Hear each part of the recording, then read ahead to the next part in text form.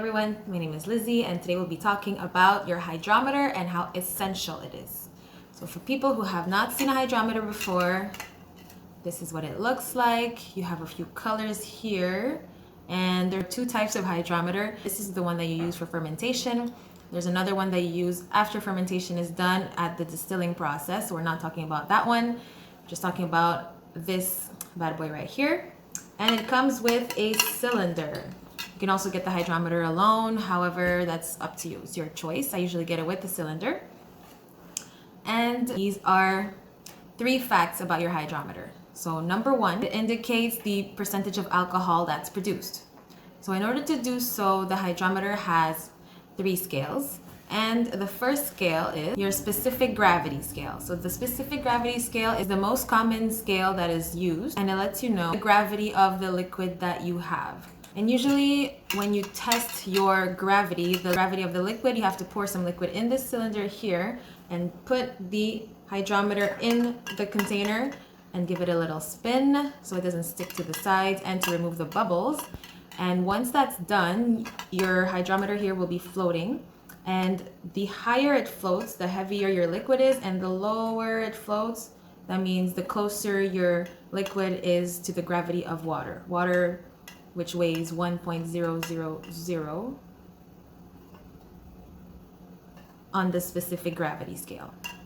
So water is about here,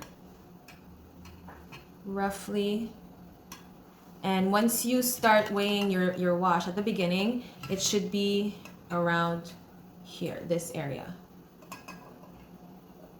One little specificity is that you usually measure your wash before putting the yeast. So you measure it and it's going to tell you how much percentage of alcohol you'll have. So in order to do so, you have to measure it before the fermentation process and at the end of the fermentation process. And there's a little formula that you'll see on the screen to calculate how much alcohol you've produced. And this is pretty accurate. So the reason why the liquid is usually heavier in the beginning and lighter at the end is because sugar and water tends to be heavier than CO2 and alcohol. A fun fact about your hydrometer is that it has 3 scales, so that specific gravity scale is only 1 out of the 3. And the second scale is the brick scale.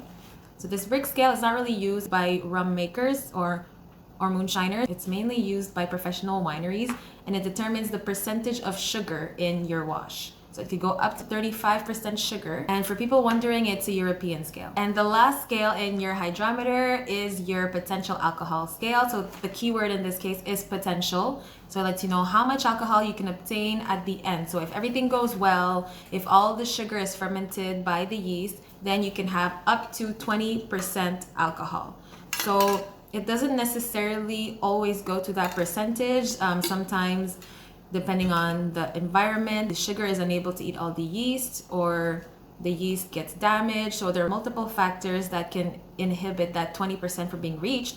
However, that's the maximum you can get. And usually what people do is they add more sugar in order to get more alcohol. However, you don't want to add too much sugar because there's something called sugar shock, and this can affect the yeast in a negative way. So the yeast can just be shocked because there's just too much sugar and they can't keep up, they can't eat everything, and they just shut down. Your second fact about your hydrometer is that it indicates if your fermentation is done or if it's stuck.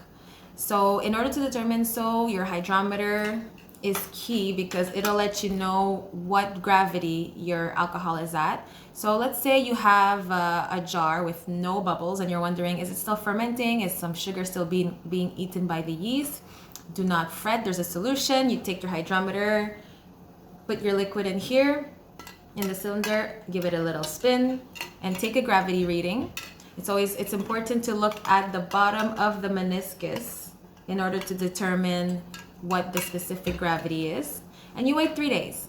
So you take that on day 1, and then on day 1, 2, 3, after the 3 days pass, on day 4, you take another specific gravity reading exactly the same way. And if both your numbers are the same, this means that fermentation has stopped. If it's still going down and down and down, that means that everything is okay with your fermentation, everything is going well, it's just continuing its route. However, if you're not sure if your fermentation is stuck or is done, you want to look at your specific gravity number that the hydrometer has shown you. So if it's around 1.000 or 0.990, this means that your fermentation is done and you can go to the next step.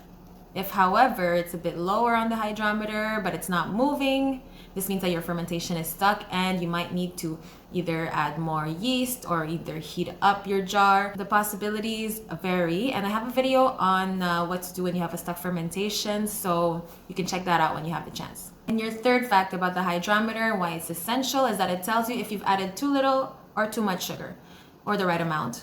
So by looking at your hydrometer, the optimal starting gravity is around this green area here. So that's 1.070 to 1.110 in specific gravity. If you go a little lower, it means that you have more sugar than the optimal level. If you have less, you have less sugar, and the higher you go, the less alcohol it's gonna give you, and the lower you go, the more alcohol it's gonna give you. So this green part will give you about 10% alcohol.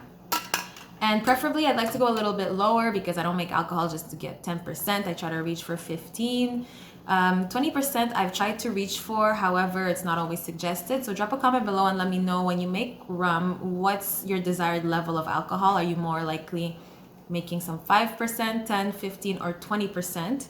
Or are you making fuel? What do you prefer to drink? So there you go. You have the three aspects of your hydrometer. So this little fragile item here gives you more than you think, and it's very essential since it lets you know the specificities of what you're making. You don't want to just wing it and you don't know what percentage you're drinking. This gives you a little direction, and we're talking about the hydrometer before distilling.